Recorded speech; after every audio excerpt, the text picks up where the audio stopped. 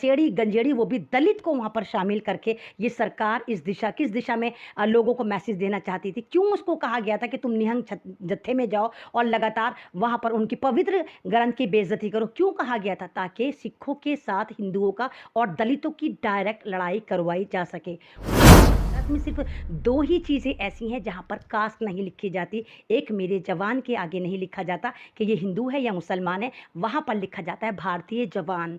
एक मेरे किसान के आगे कभी ये नहीं लिखा जाता कि ये मेरे भारत का जो किसान है ये दलित है या मुसलमान है या सरदार है या ईसाई है, वो सिर्फ किसान होता है। और भारत का यही नारा है कि जय जवान जय किसान। और बीजेपी को ऐसे ही लोगों की तलाश रहती, क्योंकि ये तो बलात्कारी पार्टी है। नशेड़ी और गंजेड़ियों को इस सर पर बिठाते हैं। रईस देवगन का आपने नाम सुना होगा, लेबर पेन ले लेके मर रहा है कि हाय दलित को मार दिया, किस तरह गुंडे बैठे हैं, इनको हटाना चाहिए, मूवमेंट ख़त्म हो जाना चाहिए। बदतमीज़ देवगन, तुझसे मैं पूछती हूँ, तब तू कहाँ मर गया था जब लखीमपुर में किसानों को तेरे ही आका की पार्टी ने मारा था? उत्तर प्रदेश में किस तरह किसानों को बीजेपी के नेता द्वारा कुचला जाता है, शहीद करा जाता है। बीजेपी के नेता के अलावा एक रिपोर्टर तक को मार दिया जाता है। लेकिन पहले तालीम से मोड़ दिए जाओगे, पहले तालीम से मोड़ दिए जाओगे, फिर किसी जुर्म से जोड़ दिए जाओगे।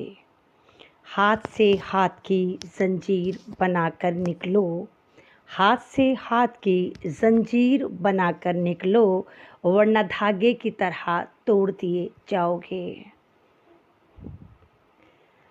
कभी मेरे किसान की शहादत, कभी मेरे जवान की शहादत, कभी मेरे हिंदुस्तानी की शहादत, कभी मेरी माँ बहनों के साथ आबरू रेज़ी, कहीं मॉब लिंचिंग, कहीं महंगाई, कहीं बीजेपी की तानाशाही। अस्सलाम वालेकुम, मैं आपके सामने फिर एक बार ऐमन रिजवी, और आज फिर मैं आपसे बात करने आई हूँ सिंघू बॉर्डर की। शायद आपको पता होगा ये वो सिंघू बॉर्डर है, ये वही सिंघू बॉर्डर है जहाँ पर सबसे पहले किसानों ने आकर अपना एक तरह का तंबू गाड़ा था जब उनको दिल्ली में एंट्री नहीं करनी दी जा रही थी।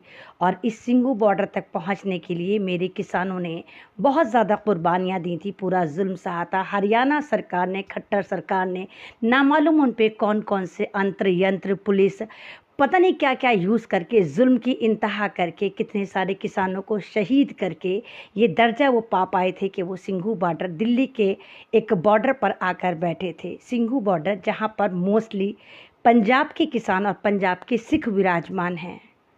पहली बार मैंने पंजाब के कल्चर को इतने करीब से देखा जब मैं सिंघू बॉर्डर गई। और ये मेरी खुशनसीबी है कि मैं सिंघू बॉर्डर नियर अबाउट 45 बार या 50 बार गई हूँ और हमेशा इस आंदोलन को सपोर्ट करने गई हूँ। पहले मैंने सुना था कि पंजाबी बहुत अच्छे होते हैं, सिख बरादरी बहुत अच्छी होती है, लेकिन बहुत करीब से मैंने देखा। और ये मेरी बदकिस्मती थी कि मैं उस वक्त गई थी जब ये मेरे किसान, मेरे पंजाब के किसान दिल्ली में एंट्री करने के लिए सिंघू बॉर्डर पर बैठे थे। और अब इस बात को पूरा 1 साल होने वाला है। इस मूवमेंट को ख़त्म कराने के लिए तरह तरह के टोटके यूज़ करे गए, तरह तरह के तंत्रु मंत्रू यूज़ करे गए। आरएसएस और बीजेपी ने एड़ी चोटी का जोर लगा दिया कि किसी भी तरह किसान मूवमेंट को अगर ख़त्म करना है तो बस हमें सिंघू बॉर्डर के मूवमेंट को ख़त्म करना है। अगर हमने पंजाब और टीकरी बॉर्डर वाले किसानों को रुखसत कर दिया तो सब जगह से ये मूवमेंट ख़त्म हो जाएगा, क्योंकि सबसे ज़्यादा मजबूत किसान अगर है तो वो हरियाणा और पंजाब का है, और ख़ासकर पंजाब का है। और ये दोनों सगे भाई कहलाते हैं कि जब दोनों पंजाब और हरियाणा का ऐसा ही रिश्ता है जैसे करण अर्जुन का रहा होगा, राम लक्ष्मण का रहा होगा, बिल्कुल ऐसा ही रिश्ता है। तो सरकार लगातार इस कोशिश में रहती है किसी भी तरह सिंघू बॉर्डर के मूवमेंट को ख़त्म कर दिया जाए, किसान आंदोलन को ख़त्म कर दिया जाए। लेकिन एड़ी चोटी का जोर लगाने के बावजूद मेरे किसान, मेरे भारत के किसान वहाँ पर अभी भी आराम से बैठे हुए हैं। आपने देखा किस तरह लखीमपुर खीरी में, उत्तर प्रदेश में किस तरह किसानों को बीजेपी के नेता द्वारा कुचला जाता है, शहीद करा जाता है। बीजेपी के नेता के अलावा एक रिपोर्टर तक को मार दिया जाता है, लेकिन कहीं कोई चिंगारी नहीं उठती। जब चिंगारी उठती है कब उठती है? जब लोग अपने अपने मोबाइल शो करते हैं और बताते हैं कि किस तरह आशीष ने किस तरह कत्ल करा था, किस तरह जो एक पूरा का पूरा षड्यंत्र रचा गया था। उसके बाद लोगों को पता चला कि हाँ, किसानों पर कितनी ज़्यादती हुई। ये मुद्दा इतना लाइमलाइट में आ गया गया कि बीजेपी परेशान थी, आरएसएस परेशान थी, किसी भी तरह किसान मूवमेंट को बदनाम करा जाए और ख़त्म करा जाए, क्योंकि ये एक तरह का ऐसा मूवमेंट है जो बीजेपी की नाक में एक ऐसा बन के बैठा है, जैसे हाथी की नाक में अगर चींटी घुस जाती है तो उसकी मौत की वजह बन जाती है। तो ये मूवमेंट ऐसा है कि बीजेपी की मौत की वजह बनती जा रही है।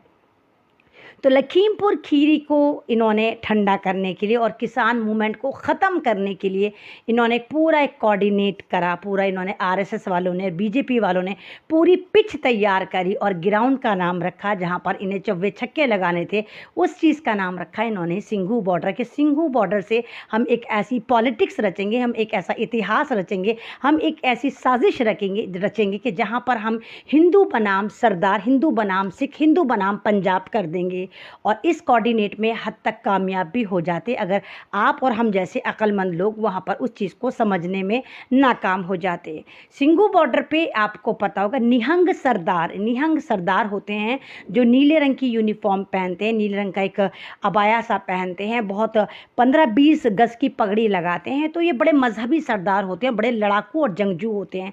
तो निहंग सरदार का जत्था भी वहाँ पर आकर बैठा, सिंघू बॉर्डर पर आकर बैठा। वो भी अपने वहाँ पर जलवे दिखाते रहे, तलवारबाजी और अपने दिगर करामात दिखाते रहे, घुड़सवारी वहाँ पर चलती रही और लोग बहुत दूर दूर से निहंग सरदारों को देखने भी सिंघू बॉर्डर जाया करते थे। कि वो जत्था जो एक मजहबी जत्था पहचाना जाता है, एक ऐसा जत्था पहचाना जाता है जो बहुत ट्रेंड होता है तलवारबाजी में, घुड़बाजी में, और बहुत तरीके से उनके पास एक करतब होते हैं। तो लोग उनको देखने भी बहुत बार गए, लोगों ने उनके साथ वीडियो भी बनाई।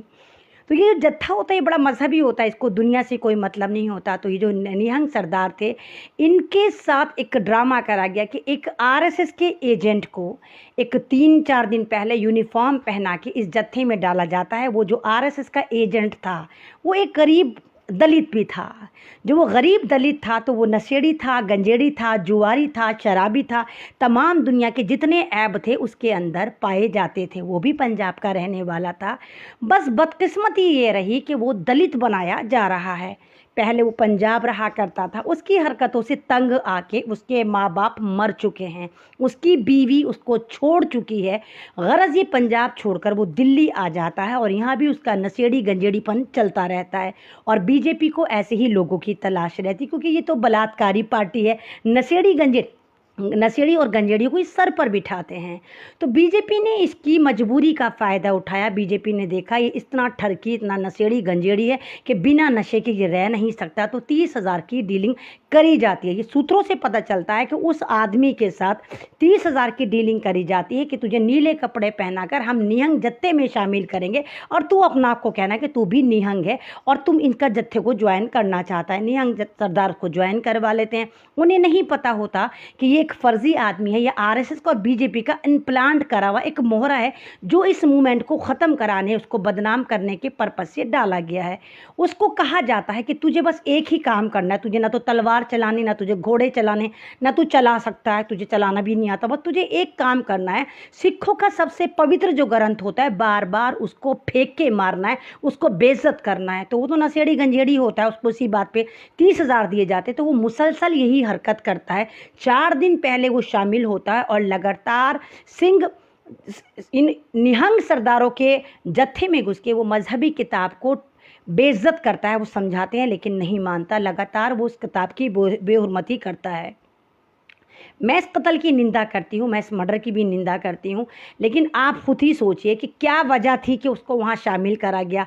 क्या ऐसी मौत पड़ी थी, सरकार के पेट में कौन से उड़द चावल पक रहे थे कि एक नशेड़ी गंजेड़ी वो भी दलित को वहाँ पर शामिल करके ये सरकार किस दिशा में लोगों को मैसेज देना चाहती थी। क्यों उसको कहा गया था कि तुम निहंग जत्थे में जाओ और लगातार वहाँ पर उनकी पवित्र ग्रंथ की बेइज्जती करो? क्यों कहा गया था? ताकि सिखों के साथ हिंदुओं का और दलितों की डायरेक्ट लड़ाई करवाई जा सके। वो नशेड़ी गंजेड़ी था, बिना शराब के, बिना नशे गंजे के नहीं रह सकता था। 30,000 ऑलरेडी उसको मिल गए थे, उसको ये थोड़ी कहा था कि तेरी मौत की वजह ही ये बन जाएगी।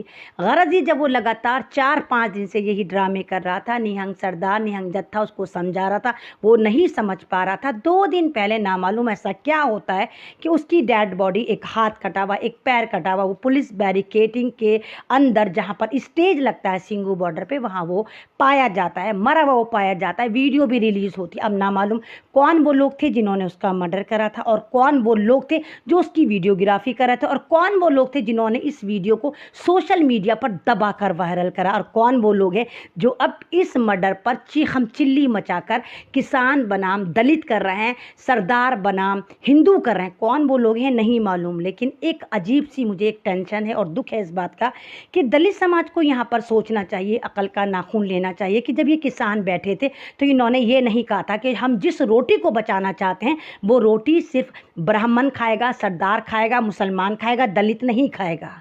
ये किसान थे, ये भारत के किसान थे, ये तमाम लोगों के लिए बैठे थे, ये रोटी बचाने के लिए बैठे थे, ये ज़मीन बचाने के लिए बैठे थे, ये आपको ग़ुलामी से बचाने के लिए यहाँ पर आए थे। तो फिर वो ऐसी कौन सी वजह हुई कि दलित समाज के कुछ लोग आकर डिफरेंट चैनल पर एक तरह का एक बहुत नफरती एजेंडा फैला रहे हैं और कह रहे हैं कि देखो इन सरदारों ने क्योंकि दलित को मारा, इसलिए दलित लोग जो हैं, जो दलित संगठन है, वो इनको अपना समर्थन नहीं देता। पहली बात तो ये कि दलितों के समर्थन से वो मूवमेंट नहीं चला था, या दलितों ने समर्थन नहीं करा था जो मूवमेंट आकर बैठा। तो दलितों को यहाँ पर अकल के नाखून लेने चाहिए कि यहाँ पर कहाँ से दलित आ गया। अरे जिसने किताब की बेहुरमती करी, गलत करा, मर्डर हुआ, बहुत गलत हुआ, और तमाम जितने भी संयुक्त किसान मोर्चा है उन्होंने पूरा कॉपरेट करने का सपोर्ट भी करा और वादा भी करा। और आप देखिए कि निहंग जत्थे में उठापटक शुरू हो गई। पुलिस अब तक 2 निहंग लीडरों को, 2 निहंग सिपाहियों को पकड़ भी चुकी है। तो फिर किस वजह से ये दलित लोग जो हैं ये एक तरह के समाज में गलत मैसेज दे रहे हैं? क्यों दे रहे हैं? क्या किसान ने कभी कहा कि वो दलित के किसान है? क्या किसान ने कभी कहा कि नहीं वो रोटी सिर्फ सरदारों को खिलाएंगे, दूसरे समाज को खिलाएंगे, दलित को नहीं खिलाएंगे? क्या भारत के किसान का कोई टैग होता है? क्या भारत के किसान के आगे उसकी जाति लिखी जाती है कि ये सरदार है, ये मुसलमान है, ये हिंदू है, ये दलित है, ये ईसाई है?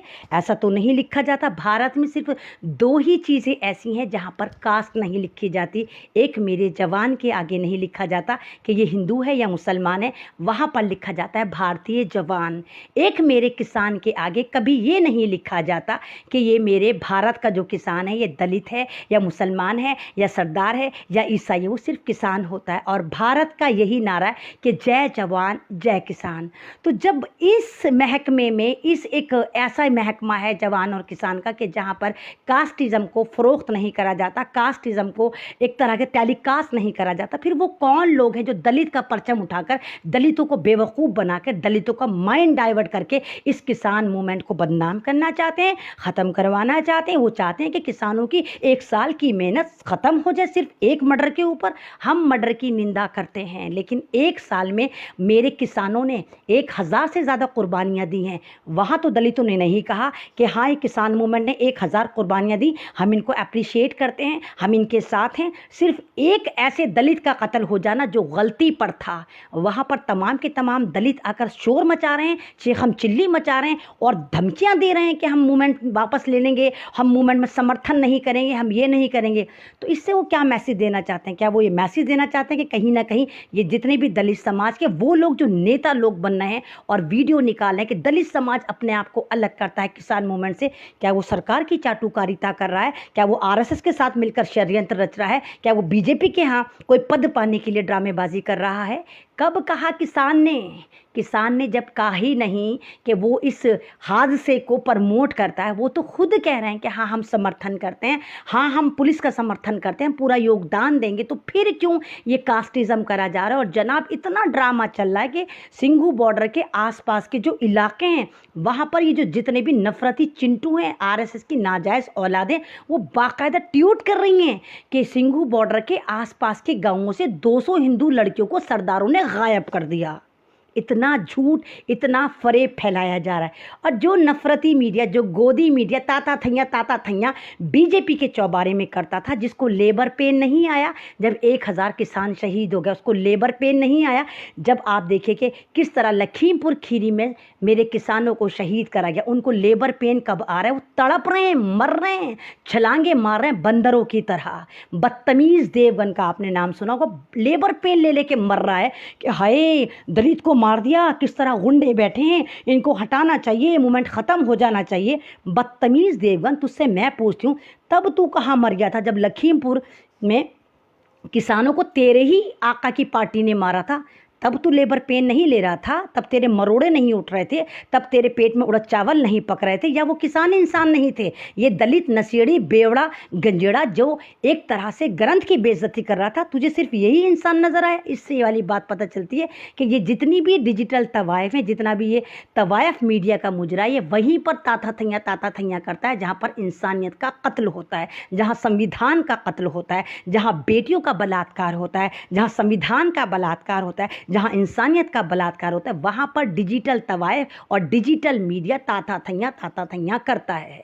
सिंघू बॉर्डर पे एक हादसा होता है, वो एक हादसा था, और हादसा भी मुझे तो लग रहा है ये भी कोई ना कोई कोऑर्डिनेट करा हुआ है। उसका 1001% कत्ल के पीछे भी आप देखिए, जब सबूत निकल कर आएंगे तो आरएसएस के चिंटू, नफरती चिंटू ही इसकी वजूहत बनकर आएंगे, या बीजेपी वाले ही निकल कर आएंगे, क्योंकि इनकी पूरी कोशिश है किसी भी तरह इस मूवमेंट को ख़त्म कराया जाए, क्योंकि इनको पता है ये किसान, भारत के किसान जिनके बेटे जवान भी हैं, पूरी दुनिया में इंटरनेशनल वायरल हो रहे हैं, सब्र के लिए, शुक्र के लिए, और सरकार की मॉब लिंचिंग है कि सर्दी गर्मी बरसात ये किसान सड़कों पर पड़े हुए हैं। किस लिए? अपने हुकूक की हिफाजत के लिए, अपनी ज़मीनों की हिफाजत के लिए, भारत की रोटी की हिफाजत के लिए, और सरकार इनको कुचलना चाहती है। तो कुचलने के लिए इनके पास सिर्फ एक ही आइडिया है कि इधर किसान को मरवा दो, लखीमपुर में मरवा दो, टीकरी पे मरवा दो, हरियाणा में मरवा दो, राजस्थान में मरवा दो, पंजाब में मरवा दो, और मरवाने के बाद किसान को किसी भी तरह उग्र करा जाए, ताकि वो उग्र हो जाएं, उनके अंदर गुस्सा आए और फिर वो मुकाबलेबाजी पर उतरें, वो भी इन्हीं की तरह तीर त्रिशूल तलवार उठा लें। और फिर देखो ये क्या है कि देखो ये किसान नहीं, ये उग्रवादी है, ये खालिस्तानी है, ये पाकिस्तानी है, इनको विदेशों से फंडिंग होती है, इनको यहाँ से फंडिंग होती है। लेकिन मेरे भारत का किसान सब्र का दामन पकड़ के बैठा है, वो उग्र नहीं हो रहा, वो आराम से मर जाता है। कभी मैंने खुद ITO पे, अगर आपको याद हो, 26 जनवरी पर जब ट्रैक्टर पूरी परेड हुई थी, मैं खुद थी और मेरे ही सामने ITO पे पुलिस के दरमियान से कोई गोली चलाता है, और वो ट्रैक्टर पे जो बंदा था रामपुर का, उसके वो गोली लगती है, और वो किसान कुछ नहीं कहते, अपने शव को उठाते हैं, अपने किसान के शव को उठाते हैं और ले जाकर मुख अग्नि दे देते। उसके बाद आप देखिए कि इसी तवायफ मीडिया ने कैसे चीखम चिल्ली मचाई थी, गाजीपुर पे क्या नंगा तांडव मचाया था। तो ये किसान मूवमेंट को नाकाम करने के लिए इस बार दलितों का इस्तेमाल करा जा रहा है। और हर बार अगर आपको पता हो, जब भी भारत में दंगे होते हैं, फसाद होते हैं, हिंदू मुस्लिम राइट्स होते हैं, तो किस कम्युनिटी का इस्तेमाल करा जाता है? दलितों की कम्युनिटी का इस्तेमाल करा जाता है, खासकर वाल्मीकि का, क्योंकि पंडित कभी तीर त्रिशूल तलवार लेके सड़क पर नहीं उतरता। इन्हीं लोगों को कुछ पैसे का लालच दिया जाता है। ये वाल्मीकि ही ऐसे समाज है जो पिछड़ा हुआ समाज है, एजुकेशन इनमें नहीं होती, इनके यहाँ ना तो कुछ अकल शऊर होती है, तो ये भड़क जाते हैं। इनको लगता है 500 रुपये 1000 रुपये हमें मिल रहा है, तो ये 500, 1000, 10,000, 20,000 लेके सामने इंसानियत को ख़त्म कर देते हैं, कुचल देते हैं। जितने भी दंगे हुए आज तक वाल्मीकि समाज का योगदान है। अभी पिछले साल जब दिल्ली में दंगे हुए, उसमें भी वाल्मीकि समाज ने बढ़ चढ़कर हिस्सा लिया था, मुसलमानों को मारने में, काटने में। उसके बावजूद मुसलमान समाज इनको वेलकम करता है, इनको एक दावत देता है कि आप एजुकेटेड होइए, एक यूनाइटेड होइए, आप इनके झांसे में मत आइए, आप सरकार के झांसे में मत आइए, आप RSS के झांसे में मत आइए, आप भी इंसान हैं, आप भी इज्जत की ज़िंदगी गुजारिए। लेकिन ना मालूम वो कौन से दलित समाज के नेता बनने की कोशिश कर रहे हैं। वो चाहते हैं कि दलितों को भड़काकर किसानों के खिलाफ खड़ा कर दिया जाए, और पंजाब की लड़ाई पूरे हिंदुस्तान से करवा दी जाए, सरदारों की लड़ाई पूरे भारत के हिंदुओं से करवा दी जाए। इस स्ट्रैटेजी को आपको समझना होगा, क्योंकि सिंघू बॉर्डर के किसान सिर्फ किसान हैं, वो दलित नहीं, वो मुसलमान नहीं, वो हिंदू नहीं, वो सरदार नहीं, वो ईसाई नहीं, कुछ नहीं है, वो सिर्फ किसान है। और भारतीय किसान है, सत्ता के तलबगार नहीं, भारतीय किसान है, सत्ता के तलबगार नहीं। कौन कहता है भारत से इन्हें प्यार नहीं, मार खाने को मगर दिल इनका तैयार नहीं। इनके हाथों में हल है, इनके हाथों में हल है, कोई तलवार नहीं। इसीलिए मैं कहती हूँ कि किसानों को सपोर्ट करिए, ये आपके लिए रोटी के लिए बैठे हुए हैं। और अब किसानों को ख़त्म करने के लिए एक प्लान करा जा रहा है, कि स्ट्रैटेजी रची जा रही है कि किसी भी तरह किसान मूवमेंट को ख़त्म कर दिया जाए। और इनको पता है अगर पंजाब का किसान वहाँ से हट गया तो ये किसान मूवमेंट ख़त्म हो जाएगा, धराशायी हो जाएगा, धपड़धुस हो जाएगा। क्योंकि भारत में सबसे मजबूत किसान अगर है तो पंजाब और हरियाणा का, और सबसे जीदार किसान अगर होता है तो वो मेरे सिख बरादरी में होता है। और सबसे ज़्यादा रॉयल किसान भी जो होते हैं वो पंजाब के किसान होते हैं। जीदार रॉयल चंगजू किसान जो है वो पंजाब का है। तो इनको लग रहा है कि भूखे नंगे किसान ये नहीं है, भूखे नंगे लोग नहीं हैं। तो इनके साथ जो एक स्ट्रैटेजी प्लान करी जा रही है वो आप लोगों को समझनी होगी कि सिंघू बॉर्डर पर ये कोऑर्डिनेट करा गया, ये जानबूझकर एक आदमी को घुसाया जाता है जिसकी ज़ात भी नहीं पता, और अब एकदम से ज़ात निकल कर आ जाती कि वो दलित था। तब इनको याद नहीं था कि जब वो घुसा था 4 दिन पहले इनकी कौम अफीम खाकर सो रही थी कि वो घुसा था, तब नहीं पता था पूरे ख़ानदान को घुसा था। हाँ, मरते ही इनको फ़ौरन पता चल गया कि हमारे समाज के दलित को मार दिया। निंदा करते हैं हम उस मर्डर की कि बाकी ऐसा नहीं होना चाहिए था, लेकिन इस बात पर आप पूरे किसान मूवमेंट के दुश्मन बन जाएं, आप किसानों के दुश्मन बन जाएं, आप सरदारों को मुंह भर भर के कोसें, आप पंजाब को भर भर के मुंह कोसें। इस तरह नहीं होगा, क्योंकि ये भारत के किसान हैं और भारत की रोटी बचाने के लिए उतरे हुए हैं। तो उन तमाम लोगों से जो दलित नेता बन के, सो कॉल्ड दलित नेता बन के अपने आप को चमकाने की कोशिश कर रहे हैं, उनको मैं कहती हूँ प्लीज़ होशियार हो जाइए, अकल के नाखून लीजिए, भारत के दलितों को मत भड़काइए, भारत के लोगों में मत मंतशार पैदा करिए। ये भारत के लोग हैं जो एकजुट होकर रहना चाहते हैं। ये बीजेपी वाली पॉलिसी या आरएसएस वाली पॉलिसी खुदारा आप मत करिए, क्योंकि बीजेपी सरकार यही चाहती है कि रूल करो और डिवाइड करो, डिवाइड एंड रूल की पॉलिसी अपना रही कि फूट डालो और आंदोलन करो। पहले मुसलमानों से लड़वा दिया, अब सरदारों से लड़वा देंगे, फिर किसानों से, फौजियों से, कास्टिज़म, ये इज़म वो इज़म करके जो मूवमेंट को नाकाम बनाने की साजिश है। इस वाली बात पे आपको सोचना चाहिए और आप तमाम लोगों को कहना चाहिए कि आई ऑलवेज़ स्टैंड फार्मर, हम किसानों के साथ हैं और मैं और मेरा पूरा समाज हमेशा किसानों के साथ है। शुक्रिया अल्लाह। इस वीडियो अगर अच्छी लगती है तो उसको ज़्यादा शेयर करिए और किसानों को सपोर्ट करिए, क्योंकि ये रोटी की लड़ाई है, सत्ता की लड़ाई नहीं, ये कुर्सी की लड़ाई नहीं, ये भारत में 140 करोड़ लोगों के लिए रोटी की लड़ाई है। जो मेरे भारत का इकलौता किसान आपके लिए लड़ रहा है, रोटी बचाना चाहता है, ज़मीन बचाना चाहता है, आपको ग़ुलामी से बचाना चाहता है। तो हम हमेशा किसानों के साथ हैं। जय जवान जय किसान।